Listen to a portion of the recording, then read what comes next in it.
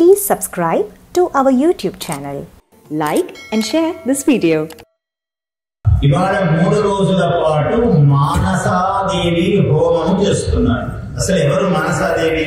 మీ అందరికి ఏమైనా అవగాహన ఉందా? కొంచెము తెలిసే ఉంటుంది. 3 రోజుల నుంచి నమస్కారం పెడుతున్నారు కదా, తెలియకపోవడానికి ఎట్లా. ఇంకా కొంచెం విశేషాలు తెలుసుకున్నాం. మామూలుగా క్షేత్రం అయితే ఎక్కడుంది ఈమె అంటే మనకు హరిద్వార్లో గంగా నది ఒడ్డున ఒక శిఖరం ఉంటుంది. ఇటువైపు ఒక కొండ ఉంటుంది, ఇటువైపు ఒక కొండ ఉంటుంది. ఒకటేమో చెన్నీదేవి ఉంటుంది ఒకవైపు కొండలో, ఒకవైపు కొండ మీద మానసాదేవి. ఇది హరిద్వారము. మొట్టమొదట గంగా నది భూమి మీదికి అంటే హిమాలయాల నుంచి నేల మీదికి దిగేది ఎక్కడ అంటే హృషికేశ్. అది మామూలుగా ఋషికేశ్ అంటుంటారు అందరూ. అది రు అనకూడదు, ఓకే, వ్యవహారంలో అట్లా అయింది. హృషికేశము. హృషికేశుడు అంటే మహావిష్ణువు. ఇంకొక అర్థం ఏమిటి దానికి అంటే హృషికం అంటే ఇంద్రియం అని అర్థం. హృషిక ఈశ, హృషికస్య ఈశ హృషికేశ. హృషికేశము అంటే ఇంద్రియాలకు అధిష్టానము మనస్సు అని అర్థం. హృషికేశము అంటే మనస్సు. ఇంద్రియాలన్నింటినీ గొప్ప ఇంద్రియం అంటే పంచ జ్ఞానేంద్రియములు, పంచ కర్మేంద్రియములను నియంత్రించేది మనస్సు. అందుకని దాన్ని హృషికేశము అన్నారు. హృషికేశలో గంగా నదిలో దిగితే మీకు 1 నిమిషం కూడా పట్టదు మనస్సు సమాహితం కావడానికి. ఎక్కడైనా చాలా ధ్యానము, యోగము అలవాటు ఉండే వాళ్లకు 5 నిమిషాలు పట్టవచ్చు మనస్సు ఒక ఏకాగ్రతకు రావడానికి. 5 నిమిషాలు పట్టొచ్చు, 10 నిమిషాలు పట్టొచ్చు. కానీ కొన్ని సెకండ్లలోనే హృషికేశ్లో అక్కడ కనుక గంగా నది స్నానం చేసి నదిలో కానీ నది బయట కానీ ధ్యానం మొదలు పెట్టామంటే కొన్ని సెకండ్లు కూడా పట్టదు, మనస్సు సమాహితం అవుతుంది. వెంటనే అది మన అధీనానికి వస్తుంది మనస్సు. అది హృషికేశ్ యొక్క గొప్పతనం.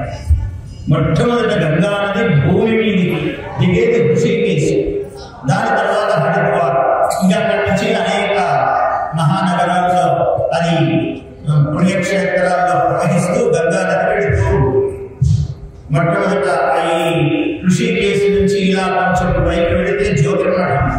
దానికి దారిలోనే వశిష్ఠ అనంతని గుహలు వస్తాయి.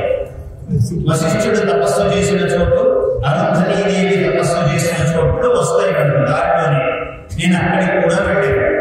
అక్కడ ఒక పెద్ద లింగము దొరికింది నాకు ఆ వశిష్ఠ గుహ దగ్గర.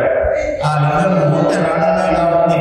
ఆ లింగము తీసుకుని అక్కడే వశిష్ఠ గుహలో పెట్టి అక్కడ దొరకనిదేమి ఇంకా సాక్షాత్ గంగానది ఉన్నది. అందరూ నీళ్లు తెచ్చారు, అభిషేకం చేశాము.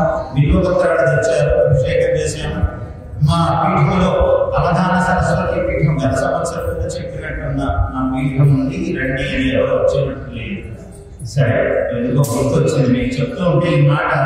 ఇంతకుముందు కూడా చెప్పాను కదా, ఎవరు వచ్చినట్టు లేదంటే తీరికలు ఉండవు కదా. కలియుగంలో మనుషులు అందరినీ ఎవరిని పలకరించండి, టైం లేదు, బిజీ అనండి కానీ టైం లేదు అన్నదండి.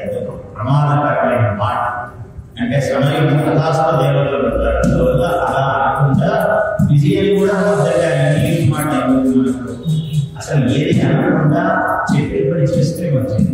ఒక ఎప్పుడో అప్పుడో ఏదో ఆలస్యం. మళ్ళీ 2 ఏళ్ల తర్వాత సంవత్సరాల తర్వాత వచ్చారు.